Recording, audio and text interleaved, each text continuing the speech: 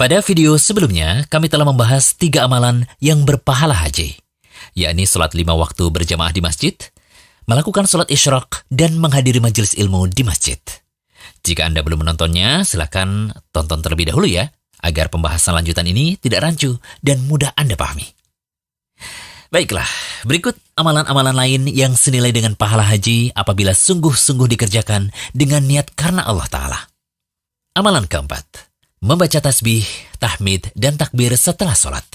Dari Abu Hurairah radhiyallahu anhu, ia berkata, ada orang-orang miskin datang menghadap Nabi SAW.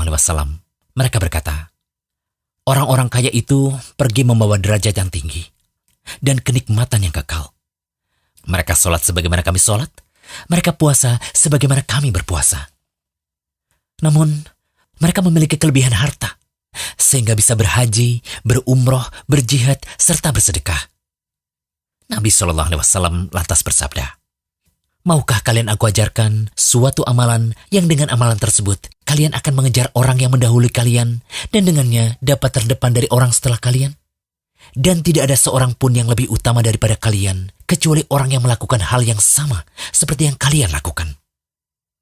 Yakni kalian bertasbih, bertahmid, dan bertakbir di setiap akhir sholat sebanyak 33 kali.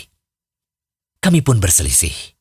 Sebagian kami bertasbih 33 kali, bertahmid 33 kali, bertakbir 34 kali. Aku pun kembali padanya.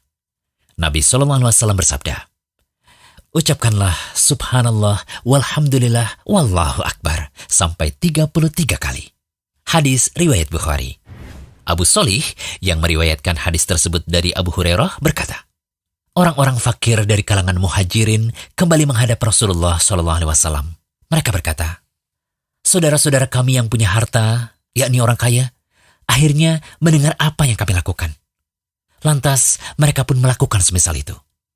Rasulullah SAW kemudian mengatakan, inilah karunia yang Allah berikan kepada siapa saja yang Dia kehendaki.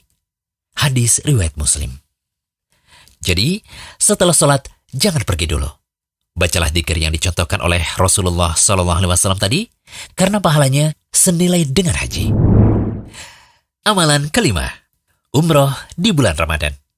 Dari Ibnu Abbas radhiyallahu anhu, ia berkata bahwa Rasulullah SAW pernah bertanya pada seorang wanita, apa alasanmu sehingga tidak ikut berhaji bersama kami? Wanita itu menjawab, aku punya tugas untuk memberi minum pada seekor unta, di mana unta tersebut ditunggangi oleh ayah Fulan dan anaknya. Ia meninggalkan unta tadi tanpa diberi minum. Lantas kamilah yang bertugas membawakan air pada unta tersebut. Lantas Rasulullah SAW bersabda, jika Ramadan tiba, berumrohlah saat itu, karena umroh Ramadan senilai dengan haji. Hadis riwayat Bukhari dan Muslim. Dalam lafaz Muslim disebutkan, umroh pada bulan Ramadan senilai dengan haji. Dalam lafaz Bukhari yang lain disebutkan, sesungguhnya umroh di bulan Ramadan seperti berhaji bersamaku. Hadis riwayat Bukhari.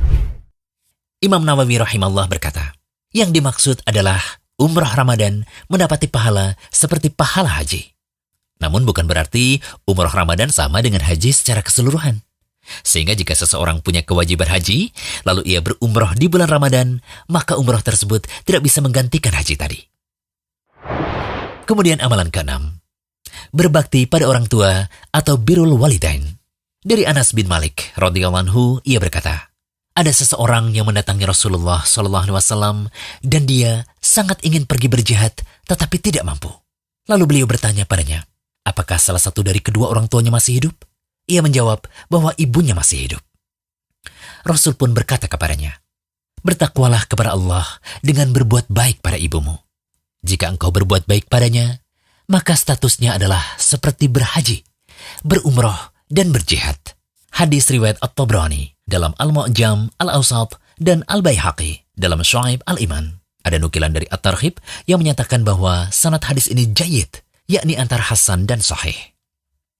Kemudian amalan ketujuh, bertekad untuk berhaji. Karena siapa yang memiliki udzur menunaikan haji, tetapi punya tekad kuat dan sudah ada usaha untuk melakukannya, maka dicatat seperti melakukannya. Contoh misalnya, ada yang sudah mendaftarkan diri untuk berhaji, tetapi ia meninggal dunia sebelum keberangkatan. Maka ia akan mendapatkan pahala haji. Kenapa sampai yang punya udzur terhitung melakukan amalan? Coba perhatikan hadis berikut. Dari Jabir radhiyallahu anhu, ia berkata, dalam suatu peperangan perang Tabuk, kami pernah bersama Nabi SAW. Lalu beliau bersabda, sesungguhnya di Madinah ada beberapa orang yang tidak ikut melakukan perjalanan perang, juga tidak menyeberangi suatu lembah. Tetapi mereka bersama kalian dalam pahala. Padahal mereka tidak ikut berperang karena mendapatkan udzur sakit. Hadis riwayat Muslim.